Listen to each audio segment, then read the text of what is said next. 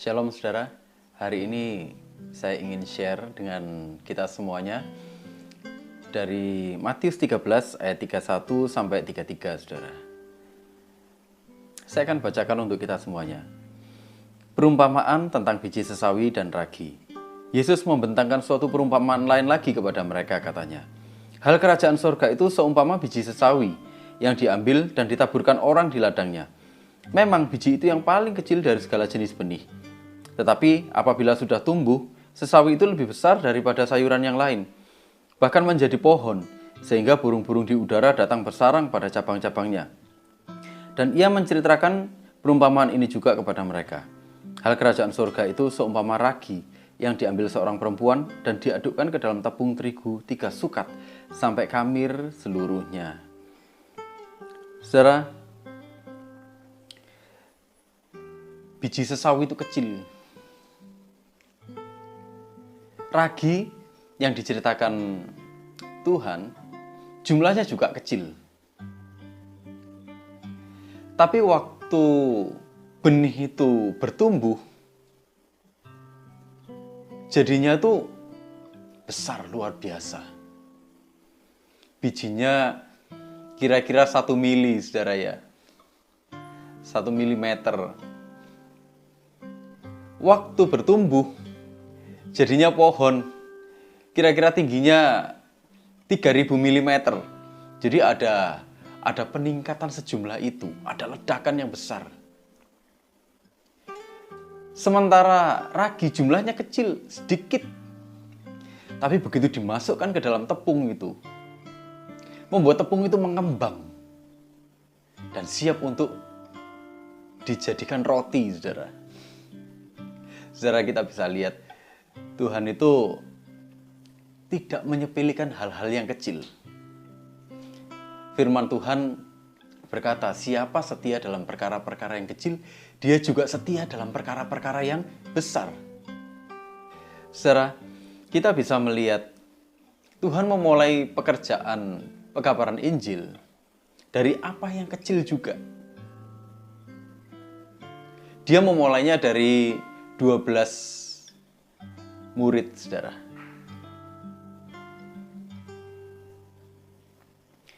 Murid-murid ini bukan orang-orang yang berpendidikan tinggi. Mereka bukan orang-orang kaya. Mereka bukan orang-orang elit. Mereka ini bukan keturunan-keturunan bangsawan, bukan, saudara. Mereka orang-orang yang biasa di tengah masyarakat. Orang-orang yang gak terkenal gitu loh, saudara. Tapi Tuhan melihat sesuatu di dalam diri mereka. Tuhan melihat mereka itu berarti. Dan Tuhan mulai dari situ. Kita bisa lihat 3,5 tahun. Tuhan investasikan waktunya, Tuhan berikan waktunya buat mereka. Tuhan ajarkan mereka banyak hal. Tuhan latih mereka. Tuhan berbagi hidup dengan mereka. Melakukan perjalanan-perjalanan bersama. Berbagi kisah bersama. Mereka melakukan kegiatan-kegiatan bersama melalui banyak hal bersama.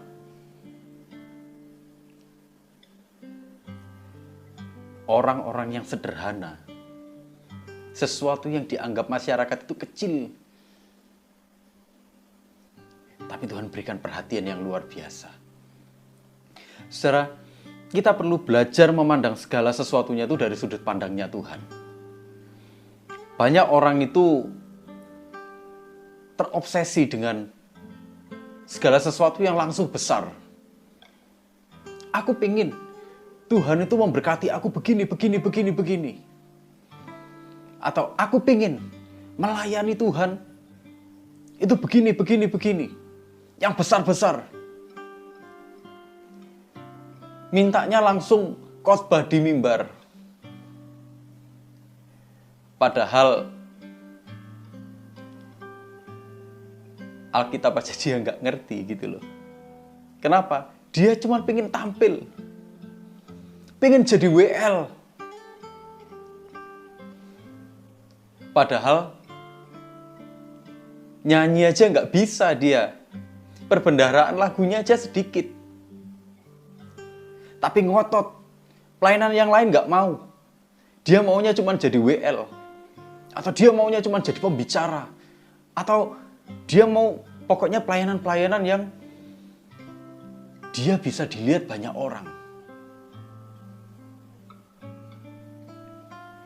Saudara, pada waktu kita punya hati yang seperti itu, kita terobsesi dengan hal-hal seperti itu, segala sesuatu yang pingin langsung besar, pingin langsung besar, pingin langsung besar. Sebenarnya kita sedang terjebak pada acara kita sendiri, agenda kita sendiri, keinginan-keinginan kita sendiri, bukan pada apa yang jadi maunya Tuhan. Sementara waktu Tuhan percayakan sesuatu yang kecil, waktu Tuhan percayakan sesuatu apapun bentuknya, Tuhan sedang punya maksud. Siapa setia dalam perkara-perkara yang kecil, dia juga akan setia dalam perkara-perkara yang besar. Kalau orang nggak mau setia dengan apa yang Tuhan percayakan sejak mulai dari kecil, bagaimana dia bisa dipercaya untuk sesuatu yang lebih besar? Jangan-jangan nanti kalau langsung Tuhan percayakan sesuatu yang lebih besar, nggak kuat dia.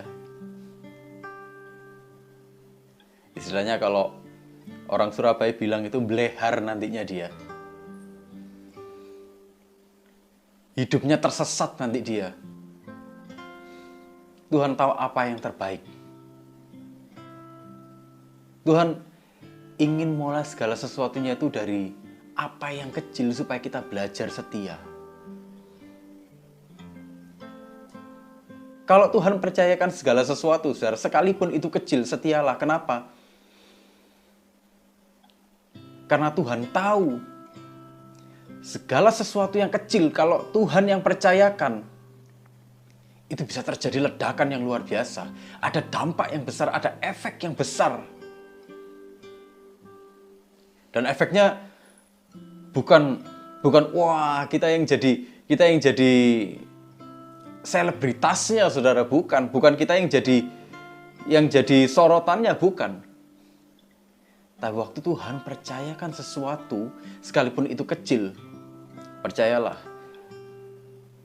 itu akan membawa kemuliaan bagi nama Tuhan. Dan bukankah itu sebuah kebanggaan bagi kita? Kebanggaan karena kita dilibatkan dalam apa yang jadi maunya Tuhan. Seringkali orang malah nyuruh-nyuruh Tuhan, ngatur-ngatur Tuhan untuk memuluskan rencananya. Karena dia berpikir bahwa rencananya yang terbaik dan bukan Tuhan, dan bukan rencana Tuhan yang terbaik. Dia tidak percaya dengan kebijaksanaan Tuhan. Bahwa siapa yang setia dalam perkara-perkara kecil, dia juga bisa dipercaya dalam hal-hal yang lebih besar.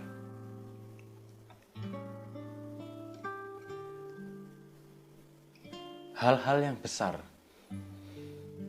mendatangkan tekanan-tekanan yang besar. Dan itu butuh latihan yang besar. Butuh energi yang besar.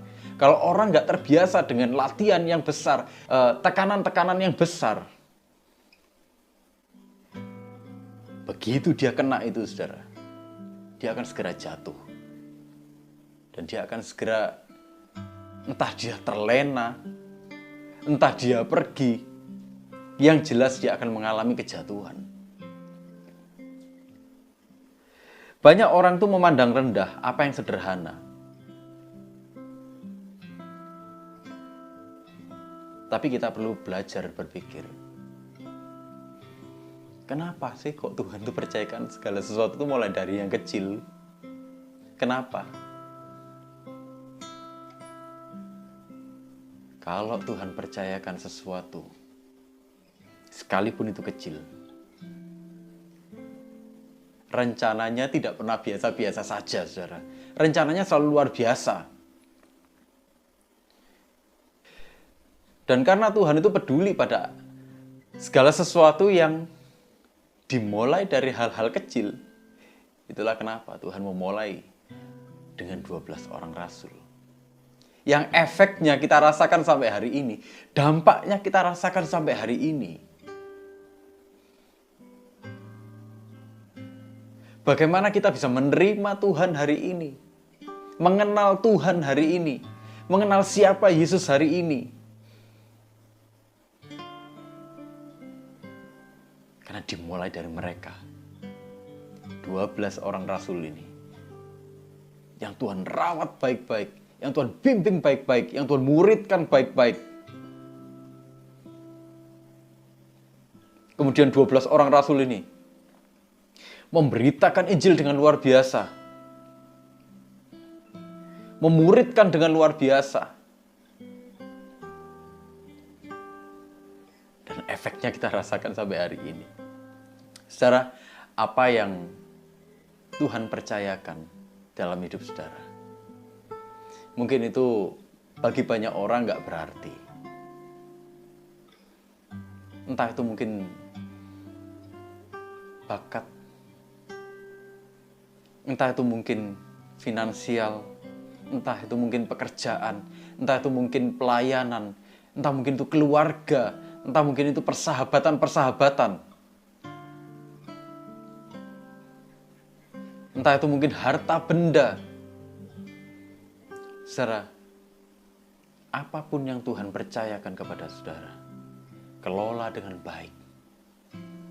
Lakukan semuanya itu dengan baik. Berpikirlah bagaimana supaya nama Tuhan itu dipermuliakan lewat ini semuanya. Lewat keluargaku, lewat pergaulanku, lewat studiku, lewat pekerjaan, lewat pelayanan-pelayananku, lewat penggunaan finansialku, lewat penggunaan harta bendaku. Bagaimana nama Tuhan itu bisa dipermuliakan lewat itu semua. Kelolalah dengan cara yang terbaik. Saudara, sekalipun kelihatannya belum mendapatkan hasil, atau kelihatannya tuh Tuhan kok cuman gini-gini aja Tuhan, tetaplah setia, lakukan semuanya yang terbaik untuk Tuhan. Kelolalah dengan cara yang terbaik. Lakukan semua yang terbaik dalam bidang-bidangmu. Lakukan yang terbaik untuk bakatmu. Lakukan yang terbaik untuk keluargamu. Lakukan yang terbaik untuk pekerjaanmu. Yang semuanya itu nanti endingnya bisa mendatangkan kemuliaan bagi nama Tuhan. Sisanya, selebihnya, biar Tuhan yang beracara. Biar Tuhan yang bekerja. Biar Tuhan melakukan apapun yang Dia mau lewat itu semua. Dan kita akan tercengang nanti. Wow, Tuhan, rencanamu luar biasa Tuhan di dalam hidupku. Tuhan, ternyata apa yang kecil, apa yang dianggap orang tidak berarti, ternyata bagi Tuhan sangat berarti. Saudara, sekalipun terkesan kecil,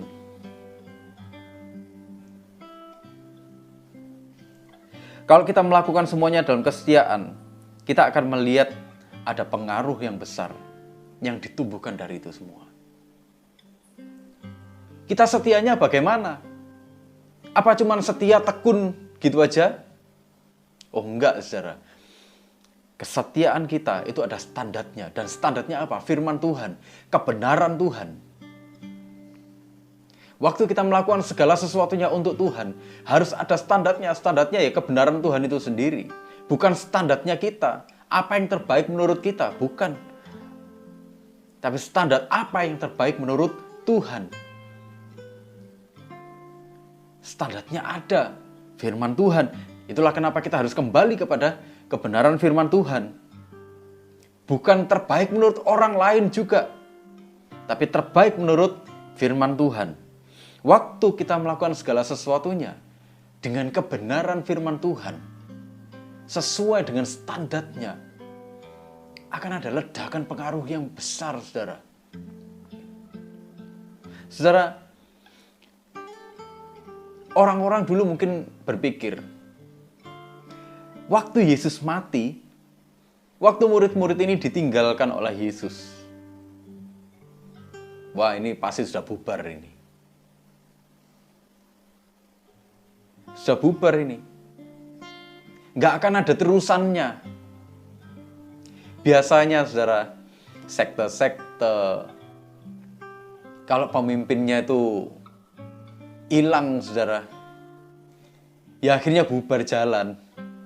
Pemberontakan, kalau pemimpinnya hilang ya sudah bubar jalan.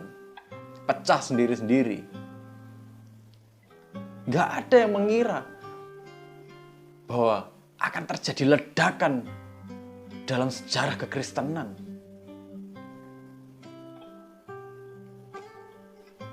Saudara, daya ledak itu berbicara tentang apa?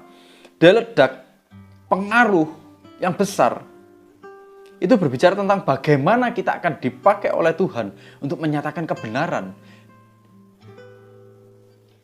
Dan itu membuat banyak orang itu mengalami pernyataan kasih Allah, membuat banyak orang itu tersentuh, bagaimana kita menyentuh hidup orang lain.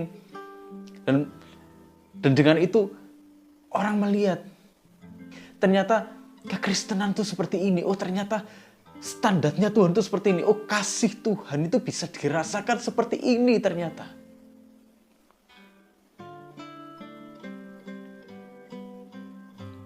Dan itu menuntun kepada perubahan hidup. Bukan cuman oh kita jadi orang yang berpengaruh. Oh enggak saudara. Tapi apa yang kita lakukan dilihat orang banyak. Kita ini seperti etalase. Dilihat orang banyak, hidup kita dilihat orang banyak. Bukan cuma dilihat, tapi hidup kita ini dinikmati orang banyak, ditiru orang banyak. Yang membuat orang tuh berpikir, oh ternyata ini loh standarnya Tuhan tuh seperti ini. Ternyata berbeda. Standar kasihnya tuh berbeda, standar moralnya tuh berbeda. Disitulah saudara, waktu kita melakukan firman, terus kita melakukan firman itu dengan setia. Kita melakukan apapun yang Tuhan percayakan itu dengan setia, sesuai dengan kebenaran firman Tuhan. Kita penuh integritas. Disitulah orang mulai datang. Waktu orang ngelihat hidup kita benar, orang akan cari jawaban yang benar, saudara. Kalau orang mau cari jawaban atau cari nasihat yang benar, saudara, carinya kemana? Ke orang jahat, ke pelaku-pelaku kejahatan, atau ke orang yang hidupnya lurus? Kalau saya cari nasihat, saya akan cari nasihat ke orang yang jalannya lurus. Yang hidupnya itu punya standar kebenaran firman Tuhan. Saya nggak akan cari nasihat ke orang-orang yang munafik. Saya nggak akan cari nasihat, nggak akan cari saran-saran ke orang-orang yang hidupnya itu nggak karu-karuan, saudara. Pemabuk mungkin. Itu naluri, saudara. Waktu kita inginkan sesuatu yang baik masuk, kita pasti cari sumber yang baik.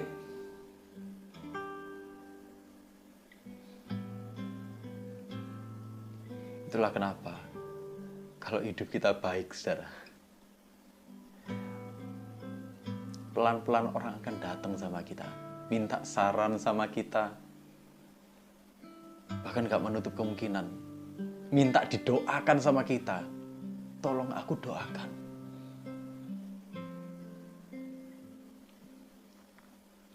Mungkin mereka belum percaya Tuhan, tapi waktu mereka lihat ada Tuhan di dalam hidup kita, mereka tersentuh dengan itu dan hatinya mulai terbuka.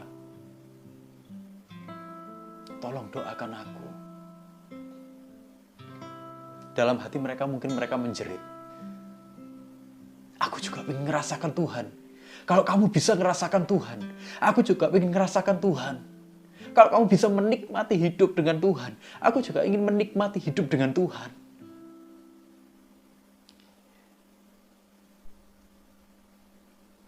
Kalau kamu disertai Tuhan. Aku juga ingin disertai Tuhan.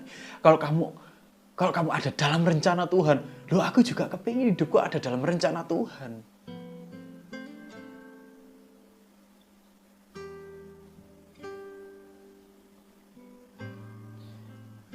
Pelan.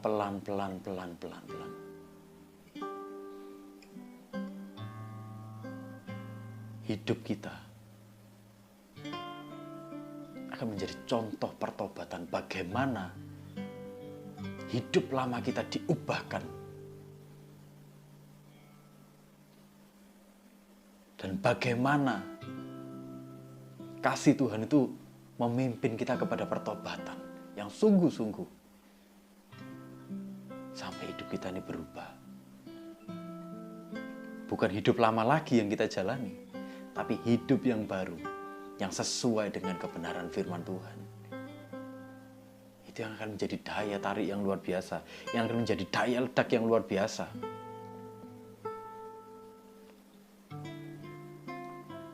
Saudara, kita tentu masih ingat, saudara, bagaimana Petrus setelah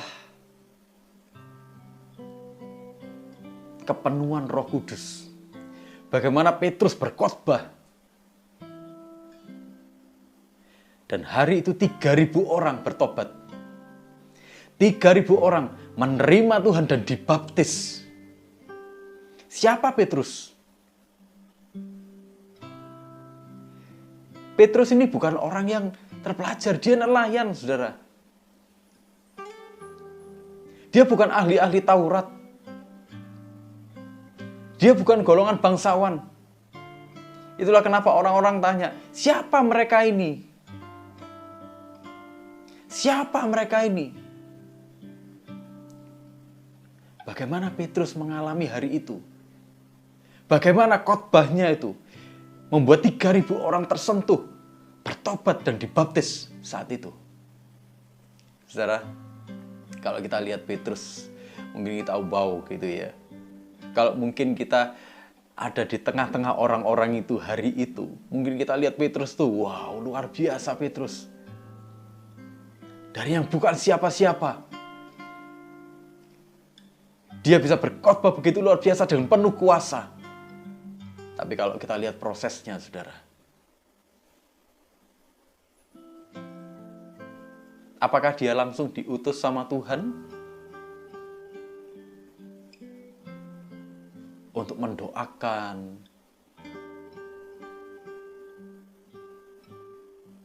untuk menjamah?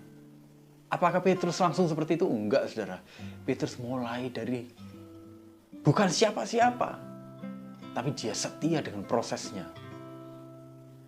Sampai saat itu, Petrus orang yang semburat lari, saudara. Waktu ditanya, kamu kan muridnya. Dia menyangkali 3 kali dan dia lari semburat. Dia takut ditangkap juga waktu itu. Dia penuh penyesalan.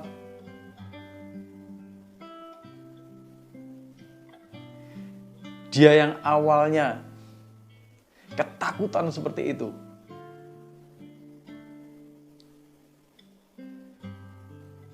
kemudian berubah.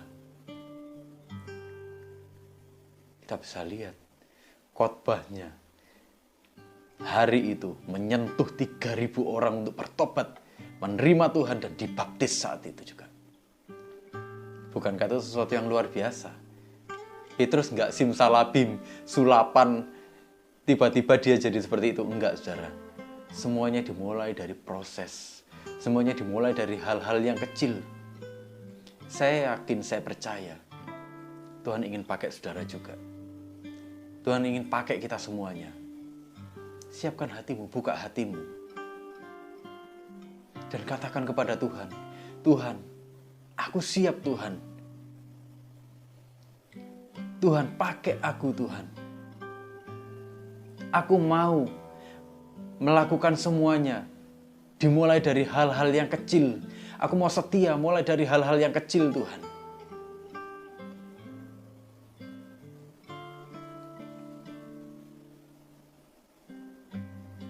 Apakah kita hari ini sudah cukup setia, saudara?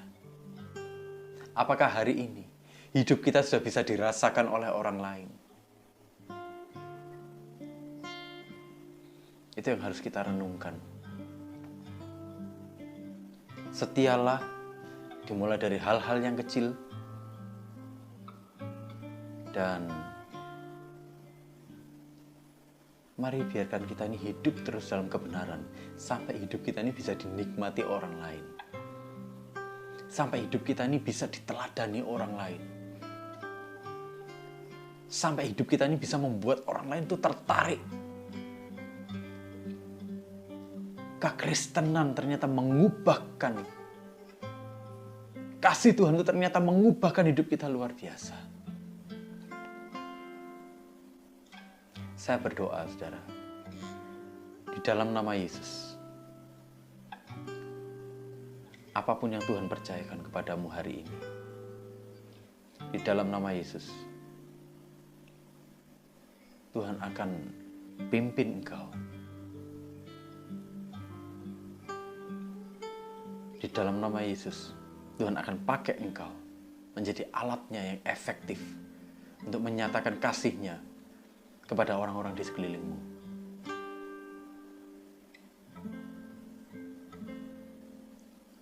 Engkau akan dipakai Tuhan. Kita semuanya akan dipakai Tuhan. Tuhan Yesus memberkati.